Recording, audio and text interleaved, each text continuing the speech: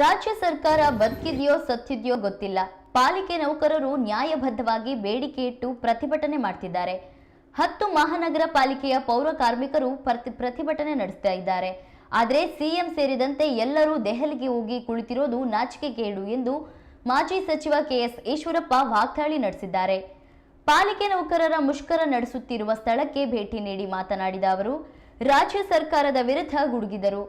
ಇಡೀ ಮಂತ್ರಿಗಳೇ ದೆಹಲಿಗೆ ಹೋಗಿ ಟಿಕಾಣಿ ಹೂಡಿದ್ದಾರೆ. ಯಾರಾದರೂ ಮುಖ್ಯಮಂತ್ರಿಯಾಗಲಿ ಅದಕ್ಕೆ ನನಗೇನು ಸಂಬಂಧವಿಲ್ಲ. ಆದರೆ ಮುಷ್ಕರ ಮಾಡ್ತೀವಿ ಅಂತ ಹೇಳಿದ್ರು ಇದರ ಬಗ್ಗೆ ಸರ್ಕಾರ ಯಾಕೆ ಕರೆದು ಮಾತಾಡಿಲ್ಲ ಎಂದು ಪ್ರಶ್ನೆ ಮಾಡಿದ್ರು. ಈ ವೇಳೆ ಜಿಲ್ಲಾ ಪಂಚಾಯತ್ ಮಾಜಿ ಸದಸ್ಯ ಕೆಇ ಕಾಂತೇಶ್ ಸಹ ಜೊತೆ ಇದ್ರು.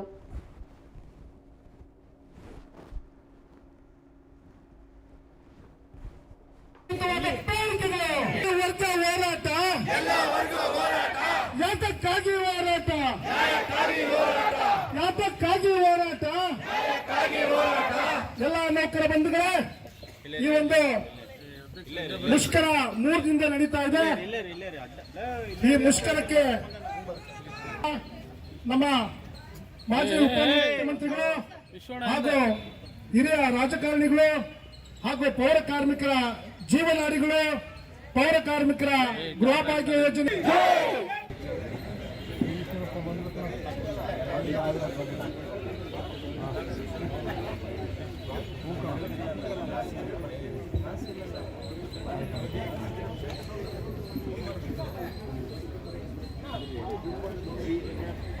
ಒಂದು ಮುಷ್ಕರಕ್ಕೆ ಆಗಮಿಸಿರುವಂತಹ ನಮ್ಮ ಮಾಜಿ ಸದಸ್ಯರು ಆದಂತಹ ಶ್ರೀಕಾಂತ್ ಅಣ್ಣವರು ಈಶ್ವರಪ್ಪಾಜಿಯವರಿಗೆ ನಾವು ಅವರ ಪೌರ ಕಾರ್ಮಿಕರ ಸಮಸ್ಯೆ ಬಗ್ಗೆ ನಾವು ಹೇಳಬೇಕಾಗಿಲ್ಲ. ಯಾಕೆಂತ ಹೇಳಿದ್ರೆ ಎನ್ ಗೋವಿಂದರವರೇ, ಕಾರ್ಯದರ್ಶಿಗಳಾದ ಲಾ ಮೋಹನ್ ಕುಮಾರ್ ಅವರೇ, ಉಳಿದೆಲ್ಲ ಪದಾಧಿಕಾರಿಗಳೇ, ಎಲ್ಲ ಕಾರ್ಮಿಕ ಬಂಧು ಭಗಿನಿಯರೇ, ಪಾಂಪ್ಲೆಟ್ ನೋಡೋದಕ್ಕೆ ರಾಜ್ಯ ಸರ್ಕಾರಕ್ಕೆ ಪುರ್ಸೋತಿದೆಯೋ ಇಲ್ಲ ಗೊತ್ತಿಲ್ಲ. ಕರ್ನಾಟಕ ರಾಜ್ಯದ 10 ಮಹಾನಗರ ಪಾಲಿಕೆಯ ನೌಕರರು ಈ ರೀತಿ ಧರಣಿ ಕೂತ್ರೆ ರಾಜ್ಯ ಸರ್ಕಾರ ನಿದ್ದೆ ಮಾಡ್ತಿದೆಯೋ ಬದುಕಿದೆಯೋ ಸತ್ತಿದೆಯೋ ಒಂದು ಅರ್ಥ ಆಗ್ತಿಲ್ಲ. ಇದು ತುಂಬಾ ಸ್ಪಷ್ಟವಾಗಿ ಹೇಳ್ತಾ ಇದ್ದಾರೆ. ಹಲವಾರು ಮನವಿ ಪತ್ರಗಳನ್ನು ನಗರಾಭಿವೃದ್ಧಿ ಸಚಿವರು ಕಾರ್ಯದರ್ಶಿಗಳಿಗೆ, ನಗರಾಭಿವೃದ್ಧಿ ಇಲಾಖೆಯವರಿಗೆ ನೀಡಿದ್ರೂ ಸಹ ಸಕಾರಾತ್ಮಕವಾಗಿ ಸ್ಪಂದಿಸದೇ ಇರುವುದು. ಹಂಗಾಗಿ 8ನೇ ತಾರೀಕಿನಿಂದ ನಾವು ಬೆಂಗಳೂರಿನ ಸ್ವಾತಂತ್ರ್ಯ ಉದ್ಯಾನವನದಲ್ಲಿ ಮತ್ತು ಮಹಾನಗರ ಪಾಲಿಕೆಯ ಅಧಿಕಾರಿಗಳು ನೌಕರರು ಕೆಲಸ ಕಾರ್ಯಗಳನ್ನು ಸ್ಥಗಿತ ಮಾಡಿ ನಾನು ಯಾಕೆ ಇದನ್ನು ಹೇಳ್ತಾ ಇದ್ದೀನಿ ಅಂತಂದ್ರೆ, ಒಂದು ನೌಕರರು ನ್ಯಾಯಬದ್ಧವಾದ ಬೇಡಿಕೆಗಳನ್ನು ಇಟ್ಟಿದ್ದಾರೆ, ಹೊಸದಾಗಿ ಇಟ್ಟಿಲ್ಲ, ಅನೇಕ ವರ್ಷದಿಂದ ಹೇಳ್ಕೊಂತ ಬಂದಿದ್ದಾರೆ. ಮತ್ತೆ 8ನೇ ತಾರೀಕಿನಿಂದ ನಾವು ಧರಣಿ ಕೂಡ್ತೇವೆ ಅನ್ನಂತ ಮಾತು ಮುಂಚೆನೇ ಹೇಳಿದ್ದಾರೆ. 10 ಮಹಾನಗರ ಪಾಲಿಕೆ ಅಂತಂದ್ರೆ ಇಡೀ ಕರ್ನಾಟಕ ರಾಜ್ಯದ ಎಷ್ಟು ಮಹಾನಗರ ಪಾಲಿಕೆಯ ನಾಗರಿಕರಿಗೆ ತೊಂದರೆ ಆಗುತ್ತೆ ಅನ್ನೋದು ಒಂದು, ಪೌರ ಕಾರ್ಮಿಕರಿಗೆ ನ್ಯಾಯಯುತವಾದ ಬೇಡಿಕೆಗಳನ್ನು ಈಡೇರಿಸ್ತಿಲ್ಲ ಅನ್ನೋದು ಒಂದು. ನನ್ನ ಮಾನ್ಯ ಮುಖ್ಯಮಂತ್ರಿಗಳು, ಉಪಮುಖ್ಯಮಂತ್ರಿಗಳು, ಎಲ್ಲಾ ಮಂತ್ರಿಗಳು ದೆಹಲಿಯಲ್ಲಿದ್ದಾರೆ. ನಾನು ಅವರು ಯಾರು ಮುಖ್ಯಮಂತ್ರಿ ಆಗಲಿ ನನಗೆ ಅದ್ರಿಗೆ ಸಂಬಂಧ ಇಲ್ಲ. ಆದ್ರೆ ನಿಮಗೆ ಹಿಂದೆ ಮನವಿ ಕೊಟ್ಟು 8ನೇ ತಾರೀಕಿನಿಂದ ನಾವು ಈ ರೀತಿ ಮುಷ್ಕರ ಅನಿರ್ದಿಷ್ಟವಾದ ಮುಷ್ಕರವನ್ನು ಮಾಡ್ತೇವೆ ಅಂತ ಮುಂಚೆನೇ ಹೇಳಿದ್ರು ಕೂಡ ನಗರಾಭಿವೃದ್ಧಿ ಸಚಿವರು ಆ ಕಾರ್ಯದರ್ಶಿಗಳು ಕರ್ತವ್ಯ ಇತ್ತು, ನಿಮ್ಮ ಪದಾಧಿಕಾರಿಗಳನ್ನ ಕರೆದು ಮಾತಾಡಬೇಕಾಗಿತ್ತು. ಅವ್ರಿಗೆ ಯಾವ ಆಡಳಿತದ ಪ್ರಶ್ನೆನೂ ಇಲ್ಲ. ನೌಕರಿಗೆ ಏನ್ ಬೇಕು ಏನ್ ಬೇಡ ಅದು ಗೊತ್ತಿಲ್ಲ. ಅವ್ರು ಕರೆದು ಮಾತಾಡಿಸ್ಬೇಕು ಅನ್ನೋಂಥ ಸೌಜನ್ಯ ಕೂಡ ಇಲ್ಲ. ಆದ್ರೆ ಎಲ್ಲರೂ ಡೆಲ್ಲಿ ಹೋಗಿ ಕೂತಿದಾರಲ್ಲ, ಇದು ತುಂಬಾ ನಾಚಿಕೆಗೇಡು. ಇಡೀ ಕರ್ನಾಟಕ ರಾಜ್ಯದ ಜನ ಈ ಸರ್ಕಾರಕ್ಕೆ ಛೀಮಾರಿ ಆಗ್ತಾ ಇದೆ ಅಂತ ಮಾತನ್ನ ನಾನು ಹೇಳಕ್ ಇಷ್ಟಪಡ್ತೇನೆ. ಕೇವಲ ಮುಷ್ಕರ ಕೂತಂತ ನೌಕರು ಮಾತ್ರ ಅಲ್ಲ.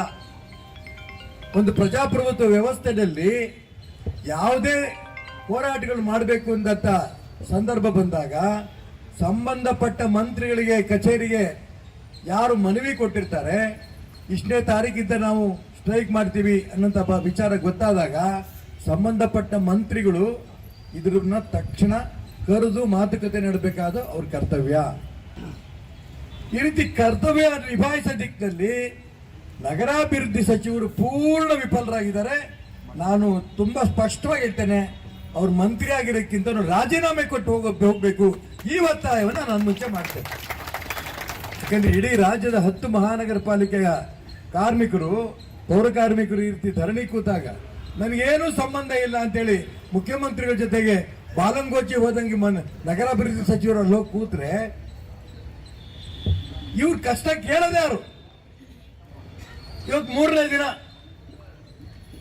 ನಾನು ಬೆಳಗ್ಗೆ ಗೋವಿಂದಪ್ಪನ ಹತ್ರ ಮಾತಾಡಿದಾಗ ಕೇಳಿದೆ, ಯಾರು ನಿಮ್ಮನ್ನ ಕೇಂದ್ರದವರು ಅಂದ್ರೆ ರಾಜ್ಯ ಸರ್ಕಾರದ ಮಂತ್ರಿಗಳಾಗ್ಲಿ ಅಧಿಕಾರಿಗಳು ಯಾರು ಕರೆದು ಮಾತಾಡಿದೀರಾ? ಯಾರು ಮಾತಾಡಿಲ್ಲ. ಏನ್ ಮಾಡ್ತಾರೆ ಮಾಡ್ಕೊಂಡು ಹೋಗ್ಲಿ. ಇವತ್ತೇನಾದ್ರೂ ಇಷ್ಟೊಂದು ಸ್ವಚ್ಛವಾಗಿ ನಾವೆಲ್ಲರೂ ಕೂಡ ಬಾಳ್ವೆ ಮಾಡ್ತಿದ್ದೀರಿ ಅಂತಂದ್ರೆ ಅದಕ್ಕೆ ಮುಖ್ಯ ಕಾರಣಕರ್ತರು ನೀವುಗಳು. ನಿಮ್ಮೆಲ್ಲರ ಪಾದಕ್ಕೆ ಸಾಷ್ಟಾಂಗ ನಮಸ್ಕಾರ ಮಾಡ್ಲಿಕ್ಕೆ ನಾನು ಇಷ್ಟಪಡ್ತಾ ಇದ್ದೀನಿ. ಯಾವ ರೀತಿ ಮನೆಗಳಲ್ಲಿ ನಮ್ಮ ತಾಯಂದ್ರು ಮನೆಗಳನ್ನ ಸ್ವಚ್ಛವಾಗಿಡಕ್ಕೆ ಪ್ರಯತ್ನ ಪಡ್ತಾರೋ, ಆ ತಾಯಿ ಬೆಳಿಗ್ಗೆ ಎದ್ದು ತಿಂಡಿ ತಿಂದಿರ್ತಾಳೋ ಬಿಟ್ಟಿರ್ತಾಳೋ ಗೊತ್ತಿಲ್ಲ, ಆದರೂ ಕೂಡ ನನ್ನ ಮನೆ ಚೆನ್ನಾಗಿರ್ಬೇಕು, ನನ್ನ ಗಂಡ ಚೆನ್ನಾಗಿರ್ಬೇಕು, ಮಕ್ಕಳು ಚೆನ್ನಾಗಿರ್ಬೇಕು ಅಂತ ತೀರ್ಮಾನ ಮಾಡಿ ಆ ಇಡೀ ಮನೆ ಯಾವ ರೀತಿ ಸ್ವಚ್ಛವಾಗಿರ್ತೀರೋ ಅದೇ ರೀತಿ ಶಿವಮೊಗ್ಗ ನಗರದಲ್ಲಿ ಬೆಳಿಗ್ಗೆ ನೀವು ತಿಂಡಿ ತಿಂದಿರ್ತೀರೋ ಬಿಟ್ಟಿರ್ತೀರೋ ಗೊತ್ತಿಲ್ಲ, ಆದ್ರೆ ಇಡೀ ನಗರ ಒಂದ್ ರೀತಿ ಸ್ವಚ್ಛವಾಗಿಡ್ಲಿಕ್ಕೆ ನಮ್ಮ ಗೋವಿಂದಣ್ಣವ್ರ ನೇತೃತ್ವದಲ್ಲಿ ಇಷ್ಟು ಸ್ವಚ್ಛವಾಗಿಟ್ಟಿದ್ರಿ. ನಿಮ್ಮೆಲ್ಲರೂ ಕೂಡ ಮತ್ತೊಮ್ಮೆ ಹೃದಯಪೂರ್ವಕವಾದ ಅಭಿನಂದನೆ ಸಲ್ಲಿಸಲಿಕ್ಕೆ ನಾನು ಇಷ್ಟಪಡ್ತಾ ಇದ್ದೀನಿ. ನೀವ್ಯಾರು ಕೇಳ್ತಿರೋದು ಕಾನೂನು ಬಾಹಿರವಾದಂಥದ್ದು ಏನೂ ಇಲ್ಲ. ಸಂಬಳ ಕೂಡ ಜಾಸ್ತಿ ಮಾಡ್ರಿ ಅಂತ ಏನು ಕೇಳ್ತಾ ಇಲ್ಲ. ನೀವೇನ್ ಕೇಳ್ತಾ ಇದ್ದೀರಿ, ಸರ್ಕಾರಿ ನೌಕರಿಗೆ ಏನ್ ಕೊಟ್ಟಿದ್ದೀರಿ ಅದನ್ನ ನಮಗೂ ಕೂಡ ಕೊಡಿ ಅಂತ ಕೇಳ್ತಿದ್ದೀರಿ, ಅಷ್ಟೇ ತಾನೇ? ಅದು ಬಿಟ್ರೆ ಏನೇನಿಲ್ಲ. ಆದ್ರೆ ಇಲ್ಲಿ ಕೇಳೋರು ಯಾರು ಇಲ್ಲ. ಎಲ್ಲರೂ ಕೂಡ ಡೆಲ್ಲಿಗೆ ಹೋಗಿ ಕುತ್ಕೊಂಡಾರೆ. ಮುಖ್ಯಮಂತ್ರಿಗಳು ಕೂಡ ಡೆಲ್ಲಿಯಲ್ಲಿ ಕೂತಿದ್ದಾರೆ, ಉಪಮುಖ್ಯಮಂತ್ರಿನೂ ಕೂಡ ಡೆಲ್ಲಿ ಕೂತಿದ್ದಾರೆ, ನಿಮ್ಮ ನಗರಾಭಿವೃದ್ಧಿ ಸಚಿವರು ಕೂಡ ಡೆಲ್ಲಿಗೆ ಹೋಗಿ ಕೂತಿದ್ದಾರೆ. ಆದ್ರೆ ಒಂದಂತೂ ಸತ್ಯ, ಪ್ರಾರಂಭದಲ್ಲೇ ಗೋವಿಂದನವರು ಮಾತಾಡುವಂತ ಸಂದರ್ಭದಲ್ಲೂ ಕೂಡ ಹೇಳಿದ್ರು, ಪೌರ ಕಾರ್ಮಿಕರಿಗೆ ಮತ್ತು ಕಾರ್ಮಿಕರಿಗೆ ಅನೇಕ ವರ್ಷಗಳ ನಮ್ಮ ತಂದೆಯನ್ನ ತಾವೆಲ್ಲರೂ ಕೂಡ ಗೆಲ್ಸ್ಕೊಟ್ಟಿದ್ರಿ. 5 ಬಾರಿ ಶಾಸಕರನ್ನ ಮಾಡಿದಿರಿ.